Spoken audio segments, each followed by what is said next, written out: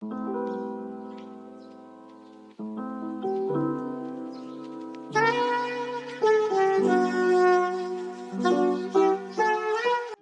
good day everyone. Today we're going to present you our blog website.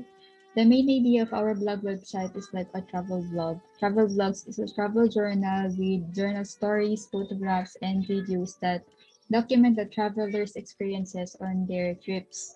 And our travel blog website only focuses on the beauty and popularity that we have here, the beauty and popularity of culture that we have here in Bulacan. And in this website, we uses Astra for appearances and Elementor for plugins. And we created 8 pages.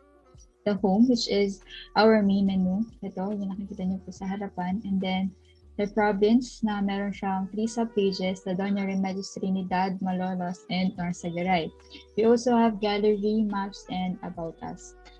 So here, makikita nyo dito sa upper left yung site title natin na Germnos, which is yung pinagsama-samang pangalan nga ng pinagsama-samang first letter ng pangalan naming 5 presenter. And then, makikita nyo po sa main menu natin yung tagline ng website, which is Tara sa Bulacan. And also, you will see a bunch of pictures kung saan makikita kung ano yung popular events and places here in Bulacan.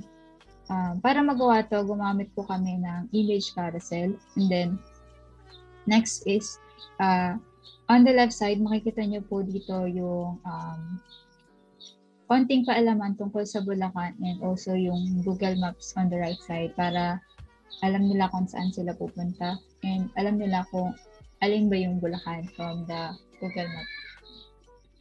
Next is, makikita nyo naman po yung most popular tourist spots in every municipality in Bulacan. Ayan, sa Doña Remedios Trinidad, and then yung Digos Hills. Sa Malolos, we have the Roswain Church. In Marila, we have the Divine Mercy. And Norsagaray is also known for Ipo Dam, and the San Jose del Monte for Our Lady of Lourdes Grotto. Then, naglagay din kami ng video ng Bulacan, Dangal ng Lahi, which is yung kanta ng buong lalawigan ng Bulacan. And it is composed by Arnel Tepano. If you're going to visit the Bulacan, yung Dangal ng Lahi, it showcases the beauty of culture that we have here in Bulacan. And lastly, makikita naman yung number of travelers that we have here in the last 3 months of 2021, and gumamit po kami ng counter dito. Next naman is yung sa province, yung sa Doña Remedios Trinidad or the DRT. Doña Remedios Trinidad or DRT is known for hidden beauty of Bulacan, and naglagay po kami ng entrance ng DRT dito. Ayan. Then,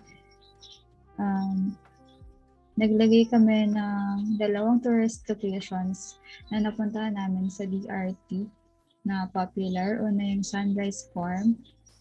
Gumamit po kami ng image box and image. Then, naglagay kami ng divider here for the next location para hindi ma-confuse yung magbabasa ng vlog.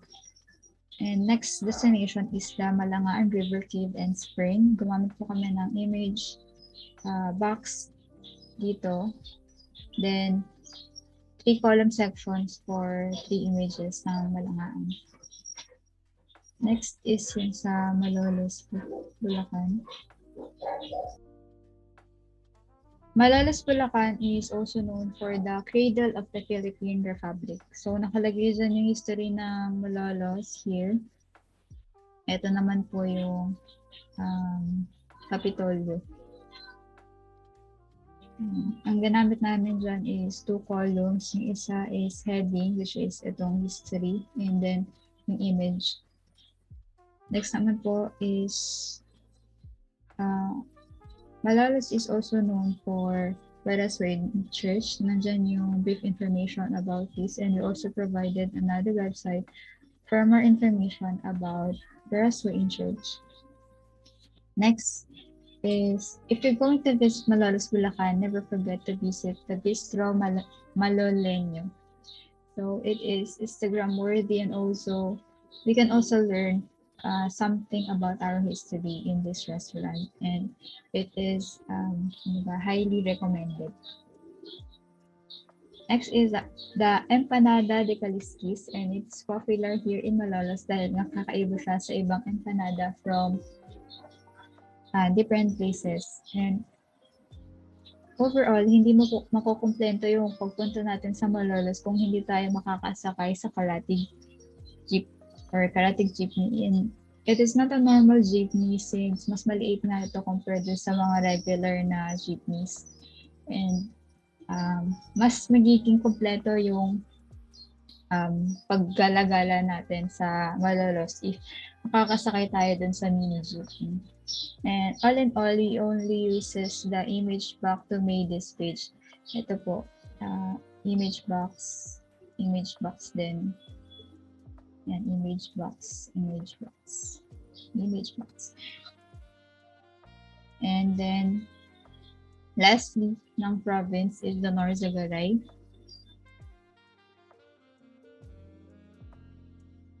Adjo, Norzagaray, ang title ng page natin na to. And Adjo is a very popular expression na ginagamit ng mga natives here in Norzagaray. And if you're going to visit Norzagaray, we recommend you to visit Ipo View Deck, kung saan it's a cliffside site na tanaw yung Ipo Dam and yung Sierra Madre dun sa background ng Ipo Dam. So napakaganda niya for Instagram, and it's also a budget friendly kasi nga wala ka namang ganang babayaran kapag pumunta ka dito, and parang super refreshing lang siya sa feeling, ganun. And also yung sa pagkain na magagastos is you only need to provide 25 pesos for Andy Lugaw na may enjoy mo na siya, ganun.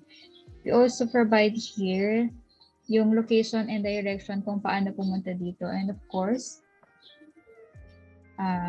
going to Norzagaray is not complete hanggat hindi natin natitikman yung crispy pata ng Norzagaray.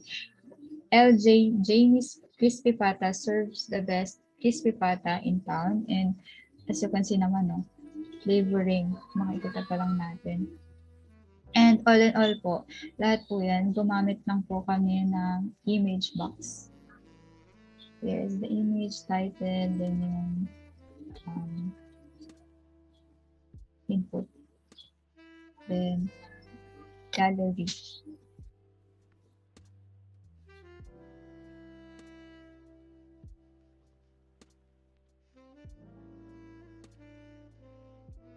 For the gallery, we use the basic gallery and heading for the title, ito memories to keep.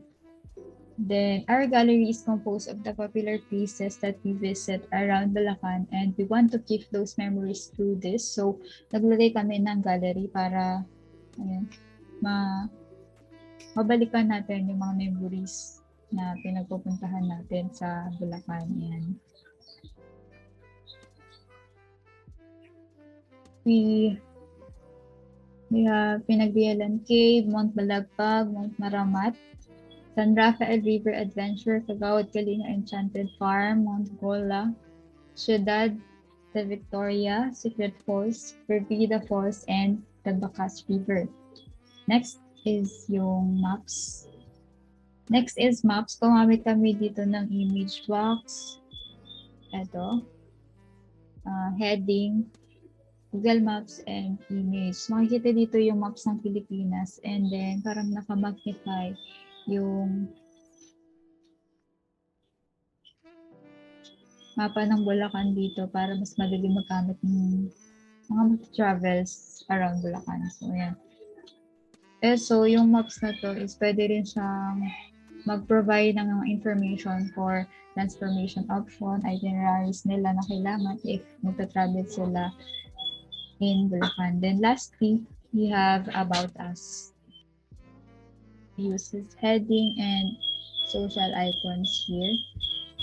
For the About Us, GRM or GERM is named after the first letters of our names, Jeremy, Erica, Reynalyn, Granny, and Mary. And we aim to amaze and share the beauty of our cultures and the bewitching places here in Bulacan. And you can also contact us here in different websites and social media platforms. Yan. Then, so, ayun, that's all po. Thank you, sir.